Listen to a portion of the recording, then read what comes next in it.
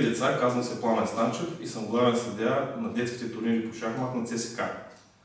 Значи, най-важното нещо да обясним е, първо, ще се играят 5 партии или 5 кръга. Другото важно нещо е, че 3 неправилни хода губят партията. Сега, как става настаняването? Значи, настаняването става по следния начин. Съдията чете жребия и започва.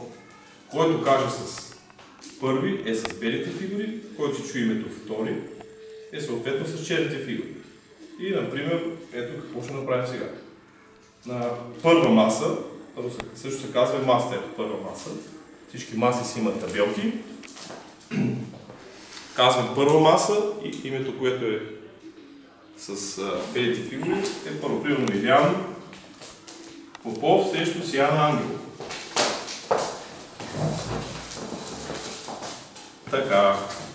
Само, че за съжаление стана объркане. Какво казахме? С белите фигури е този, който си чуи първо името. Дечица, сега трябва да се размените. Така. Какво правим?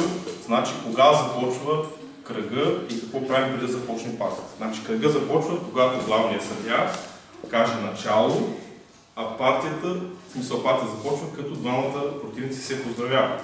Ето, начало. Приятна игра.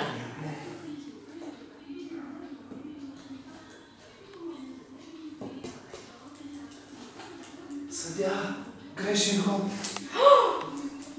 Неправилен ход. Какво е грешен ход? Значи, грешен ход е всеки ход, който противоречи на правилата за движение на фигурите. Както в случая, конят е местен много голямо Г такова. Невъзможно Г.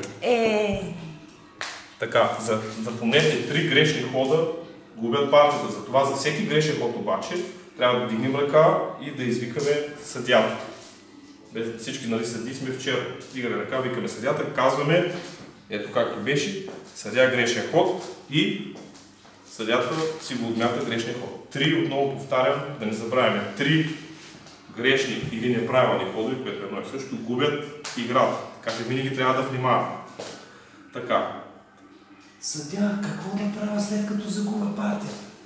Така, след като завършите партията, подреждаме фигурите и викаме съдията.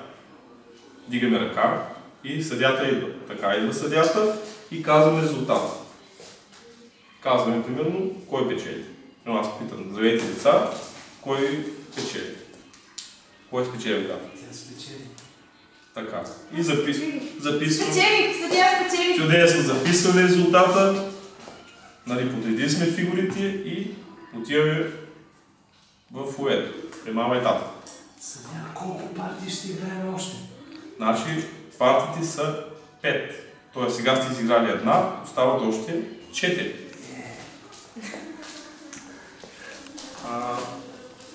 Стоп. Матко, спи се бъдеш.